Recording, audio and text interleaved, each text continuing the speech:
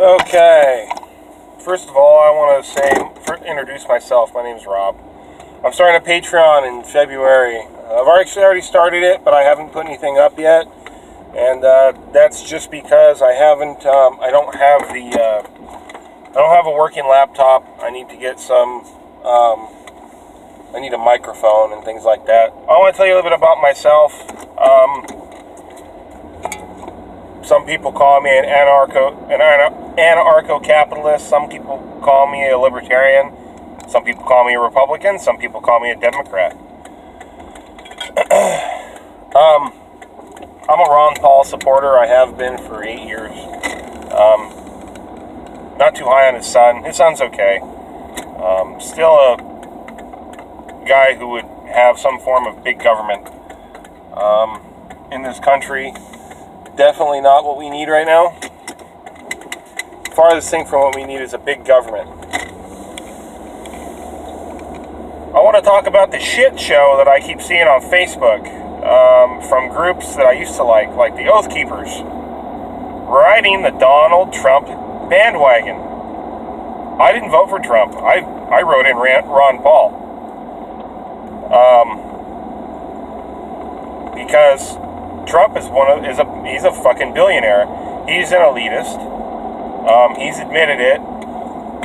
He claims to be pro-Russia, yet the guy he picked for, I believe it was Secretary of State, is now saying that Russia is a threat to the United States and the rest of the world order.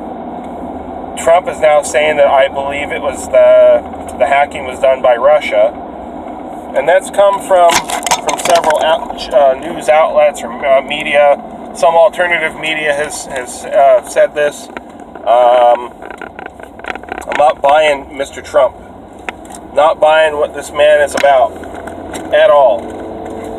The only good thing I've seen him do is he put a Kennedy in his cabinet. So if I got to give him a hoorah for anything, it would be for putting a Kennedy in office. The man has talked about gun rights, and I haven't heard him talk about it since before the primary. I haven't heard him say one damn word about it. And that's something else I'm interested in seeing what he does. Obama has sent I think it was either 3,000 or 3,500 troops and tanks to Poland so that they can poke Russia with a stick. Anybody that really thinks that Russia is a legitimate threat to anybody, you really need to do your own research, because this whole thing started over Crimea. The people of Crimea voted to go back to Russia, and when that happened, Russia wanted a peaceful transition away from the Ukraine. So now they call that Russian aggression, even when the people of Crimea say, hey, you know what? We want to go back to Russia. That's Russian aggression somehow. I don't understand that. But for all you Trump supporters out there that were libertarians before and now you're all about Donald J. Trump, this man's going back on everything he said. Nothing he said is going to continue. The promises he made are going to be ignored. The wall is not getting built, and if it does, it'll be with your tax dollars. Nobody else's.